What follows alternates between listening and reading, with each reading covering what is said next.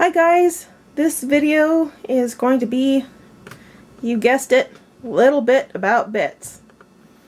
There are a lot of misconceptions in the horse world about what bits do, how they work, what they're used for, or what you might use for your horse. People have said go bitless, because you don't hurt the horse. Some people have said go with a snaffle bit because they are gentle. Honestly, guys, I have seen horses with broken jaws in a snaffle. I have seen horses with broken jaws and noses in Hackamores or bitless bridles. Just because it's marketed as gentle does not mean that it doesn't cause harm or pain to the horse. So that said, I'm going to go ahead and dive in. There's only really 5 different classifications of bits, and I have them all, again, right here for you. So, I'm just going to go right into this. This is a snaffle bit. A snaffle bit is a mouthpiece, which here's the mouthpiece, on a ring.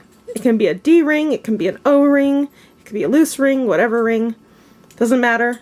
Mouthpiece on a ring. That's what a snaffle bit is. A snaffle bit is also a non-leverage bit. Basically, that means if I were to pull on the rings, like my reins would do, I just go ahead and pull on that. You can see it pull in my hand, but nothing happens to the chin strap right down here. I put a chin strap on my snaffles, even though they're not a leverage bit, just for the fact that sometimes with some horses, if they have learned that they can lean on the bit, which they'll really push into it hard sometimes, or they'll get into a bad habit. Sometimes if you want to try and pull that ring or pull their nose to the side, they'll open their mouth and that bit will pull right through. And you do not want to do that. Yes, you want to be able to get their attention and get them stopped and pull them in a circle if you need to, but you don't want that bit sliding through their mouth. That is cruel, and yeah, just don't do it ever, please.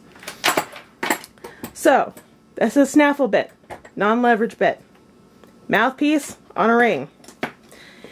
Next, we have a Tom Thumb bit. Good old Tom Thumbs. They are one of the most versatile, complex bits, I think, in my opinion. They are a broken mouthpiece. As you can tell, this is a broken mouthpiece on a shank. So here's the shank, guys. Some people have claimed, or if you'll notice online when you go try and look at buying snaffle bits, that they will call this bit a snaffle bit, which is right here. You can tell they don't look anything alike. Now they will sometimes call this bit a snaffle bit because it's got a snaffle or classic snaffle type mouth, which is a broken jointed mouthpiece. Like most snaffles are, just like this one, as you can tell. If I were to just put the mouthpieces together, you would not really be able to tell which bit it was till you looked at the cheeks. Which here are the cheeks, guys. Or the shanks, either one you want to call it. This bit is a leverage bit.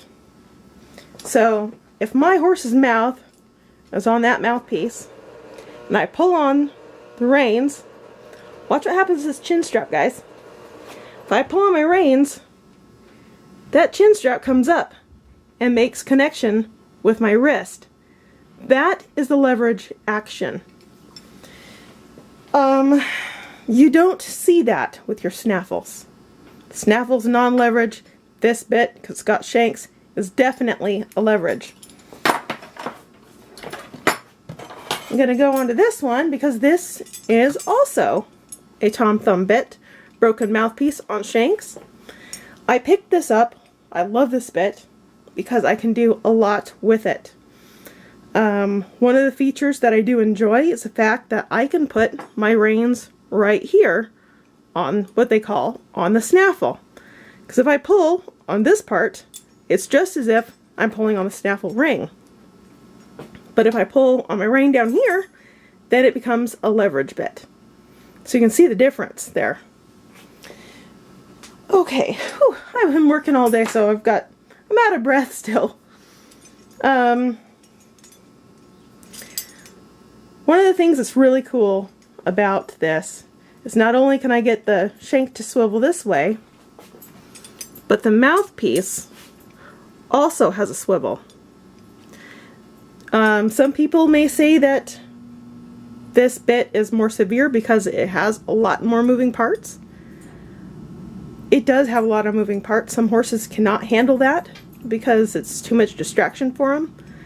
Me, on the other hand, if I am trying to work with a horse to say my horse's shoulder on this side is locked up, I can actually pick up my rein, twist the bit, and help move him over while keeping this side of the horse's face still. So I can just only use one side of my horse's face at a time, versus with this tom thumb, if I pull on one side of the bit, you can tell this side also wiggles. So it doesn't have that much freedom on the sides like this one has.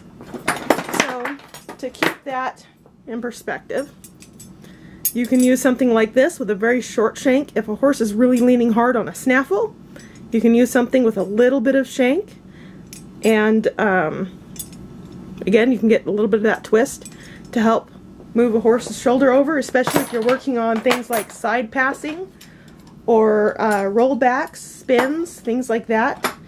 A bit like this is wonderful for helping to train those specific horses. So again, recap. Snaffle bits are a mouthpiece on a ring. Tom thumbs, broken mouthpiece on a shank. Now we're going on to gag bits. Gags, you're not really gagging anything, but a gag bit has a mouthpiece that slides on the shank, like this one does. Again, it is a leverage bit. So if my horse is holding the bit in his mouth, get that chin strap right, and I pull on my shanks, that chin strap, you can tell, makes connection with my wrist. Now what's awesome about it is if I do pull on that shank, the mouthpiece slides on the shank. It's an up and down. So that is the classification for a gag bit. Is the mouthpiece moves up and down on the shank, just like this. Now we go on to the curb bits. Curb bits, oh wait, I might add, if you have fast hands, this is a little bit more forgiving than anything else, because it gives the horse a heads up something's about ready to happen before it really engages much. Alright, now the curbs. Curb bit is a mouthpiece. It's got a little curb in it and on a shank. You can have all different kinds of curbs. Some of them look like this one, which again is just a little curb in the mouthpiece. This is a low port, which if I stick my thumb in there, you can see where this joint meets about the middle of my thumbnail, or right at the base of my thumbnail. That's where you can kind of gauge where your port is at. So that's a medium port, or I mean a small port. This is a medium port. See how much more my thumb dips in there? So that's one way you can kind of gauge a little bit about your ports. This has what they call a copper roller, which is kind of obvious why. I ended up purchasing this bit because I had a horse that could not handle these tom thumbs over here, especially this one. It had too many moving parts and it was too busy for his mind, so he decided he wanted to chew on it instead, which you don't want that either. So I got this bit for him. He's constantly mouthy, so I thought, well, why not give him a little toy? So while he was sitting there with this bit in his mouth, you would hear this sound when he got bored. So it kind of kept his mind busy, and he was kind of happy to just even stand there because he had something he could play with. And again, the copper or sweet iron, which this is a sweet iron mouthpiece, they allow a horse to salivate. If you were to pull on a bit that did not have anything like that in it, then sometimes the bit has a tendency to stick. And let's face it, if you had someone in your mouth all the time, you would hate to have dry mouth and have them yank on something. This allows them to not have that dry mouth as much. So please get something that has copper or sweet iron or something like that in your bits. Lastly, we have your Hackmores. I got this all twisted up. My goodness. Okay, the Hackmore works off the nose. So this is a nose band and a chin strap. This one is also a leverage bit. This leather tie just keeps my shanks together from swiveling out too far. So basically, if I were to pull on the shanks, which the shanks are really far apart, wow, I don't know if I can get it. Basically, if I were to pull back on that, on the reins, that chin strap comes up. It's, again, you can kind of tell, it's a leverage. There is no mouthpiece here. This is the chin strap, this is a nose band, that's really all there is to it. Now, just because you have a Hackmore does not mean that it has to be a leverage. You can get some Hackmores that are very similar to a snaffle bit, only instead of having a piece between their mouth, it's just two rings on the side of their cheeks with a nose band and a chin strap. So you can get Hackmores that are not leverage. So again, this is leverage because it's got shanks. This is a leverage bit because it too has shanks. Again, another leverage, leverage, non-leverage. So these are the classifications of those bits. Mouthpiece on a ring is a snaffle. Broken mouthpiece on a shank, usually that bit is fixed on the shank so it doesn't go anywhere. So there you go, that's a tom thumb. Probably the most versatile bit ever. Doesn't matter if it's an English bit or not. As you can tell here, this is an English bit. But still, it's a broken mouthpiece on a shank. Then you have your gags, which are a sliding mouthpiece on the shank. Next you have your curbs. A curb mouthpiece on a shank. Then your Hackmores, nothing in the mouth at all. So I hope that this makes sense. Again, one of the great things that these bits can do is this. I don't know, you can get some that might be able to swivel in the middle like this tom thumb does. Which again, I can demonstrate it this way. And that would be even twice as well, because then if you do have a little bit of faster hands, you have the hello, heads up, something's changing, with the ability to pick a horse's shoulder up and move them over with one side of their mouth at a time. Curbs do not have that, so these are mostly meant for doing a neck reining technique and not a direct reining. So I hope that that kind of helps. And I think that's about it.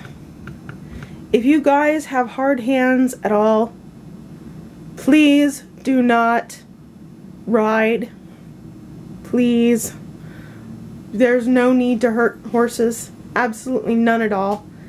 The faster your hands are, the harder a horse's mouth is going to be, the harder they're going to lean on you, and the more they're going to fight you. There's no need for any of that. Please reference my earlier video on how to develop soft hands and a good feel for bit pressure and rein. So,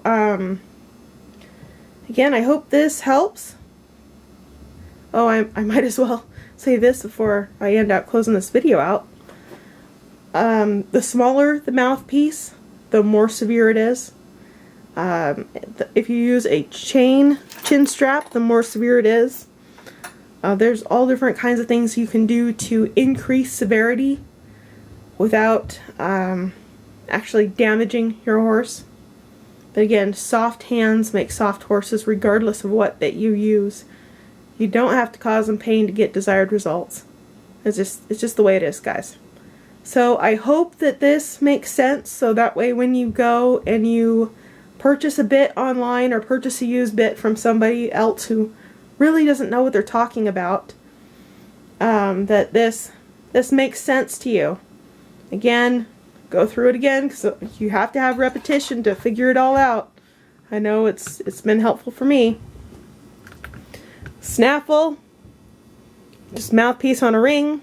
Tom thumb, broken mouthpiece on a shank that's fixed. A gag, mouthpiece slides on the shank. Curb, has a little curb in the mouthpiece on a shank. And then you have your Hackmores, which is nothing in the mouth. And in closing, I'll just say that, and hopefully you have happy trails and are able to work with your horses and your horses cooperate with you. 'Cause nothing makes me happier than happy horses and happy people. Alright, have a good one, guys.